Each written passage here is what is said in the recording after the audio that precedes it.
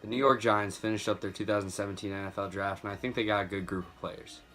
Starting off in the first round, they got Evan Ingram, a tight end out of Ole Miss. Comparable athletically to a young Brandon Marshall, Evan Ingram's going to bring a new level to this offense, something that they haven't been able to get out of tight ends Will Tye and Larry Donnell. I think that the grade should be a B+. I do like Evan Ingram as a player, but there are questions on if he's willing to be a tight end in terms of blocking and how he'll do against more competition like the NFL. Also, there were bigger needs such as linebacker and offensive tackle that they should have addressed in the first round. With the second pick, the Giants went with Dalvin Tomlinson, a defensive tackle out of Alabama.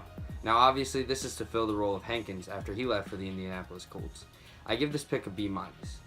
He only played this year, but part of that is because of Jerron Reed, A'Shawn Robinson, and Jonathan Allen already being part of that Alabama defensive line. Dalvin Tomlinson put on a show at the Senior Bowl and raised his stock immensely.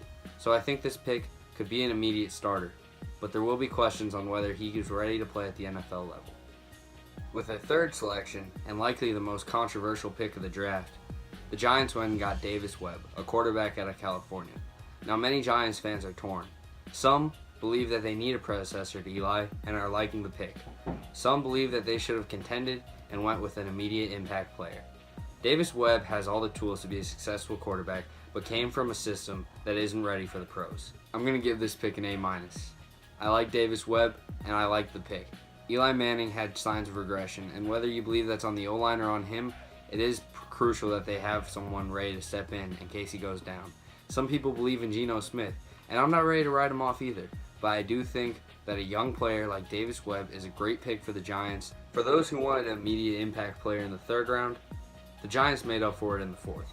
Wayne Gallman could be the sleeper rookie running back this year, as he put on a show at Clemson with the help of Deshaun Watson and a high-powered offense. But Wayne Gallman has a chance to start for the Giants in a position that doesn't have much depth. Wayne Gallman has great size and runs a little bit like DeMarco Murray. I give this pick an A.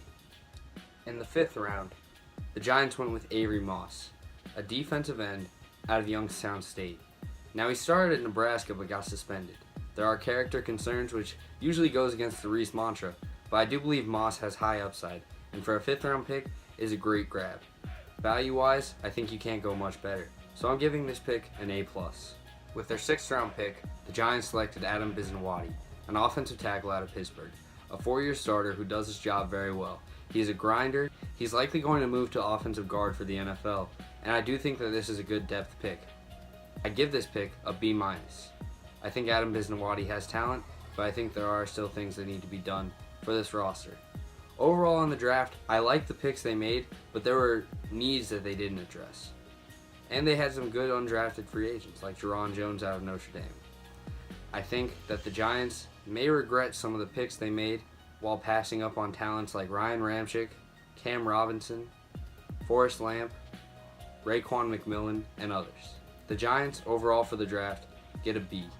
I like the players they grabbed, but there were needs that were left on the table. Jerry Reese, I understand why you were trusting Erec Flowers, but with the offense you have and the age also, you need to contend now. And Erec Flowers is not ready to be a full-time offensive tackle. DJ Fluker was a decent signing, but I don't think the offensive line is capable to hold up for this offense.